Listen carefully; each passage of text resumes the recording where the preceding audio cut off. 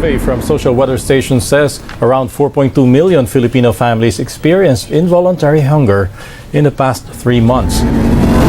The Philippine Environment Department asks Congress for more support for its national greening program. Hunger among Filipino families fell in September. According to a Social Weather Station survey, the hunger rate fell to 10% from 13.6% in June. Environmentalists oppose the cutting of over 100 trees at an eagle nesting site in Davao City.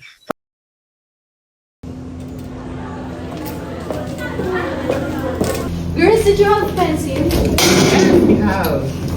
My pencil is brand new, good quality and unbreakable. What about yours? My pencil is green red pencil, and it's perfect for people who loves caring about nature and also people who live in eco-conscious lifestyle. And it is not only for sustainable, it is truly unbreakable. Hi Sharks, meet Green Red Pencil, the eco-conscious pencil that doesn't stop working when the lead runs out. It's crafted from 100% recycled paper and embedded with a biodegradable seed capsule at the tip. Instead of tossing it when it's too short to use, you simply plant the stub in soil, water it, and watch it transform into a vibrant herb or vegetable. It's more than just a pencil, and it's a purpose. Deforestation is no longer a distant threat, it's happening at an alarming rate. Every year, millions of trees are felled to create wood-based products, including something as small and ordinary as pencils. What seems insignificant on a desk is deeply significant in a forest. And it doesn't end there.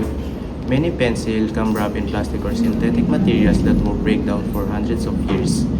We're not just writing with pencils, we're writing off precious natural resources and adding to a mounting landfill crisis. In a world where sustainability is no longer a choice but a responsibility, GreenRight stands as a simple yet powerful solution. It transforms a common classroom tool into a catalyst for change, replacing waste with life, and turning every act of writing into a quiet lesson in environmental stewardship.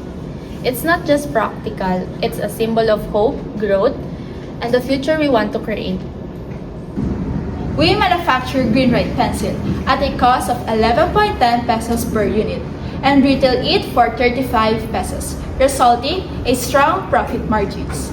Factoring in 5% monthly sales growth target, this reflects a solid cost structure and scalable business model with high profitability potential.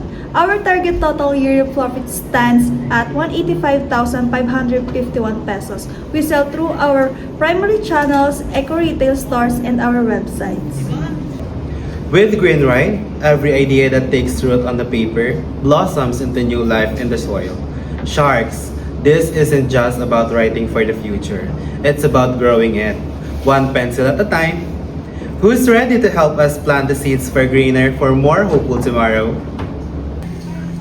With your support, the Green Red Pencil is helping you to grow your better future, because here in GreenRight, we write dreams to growing greens.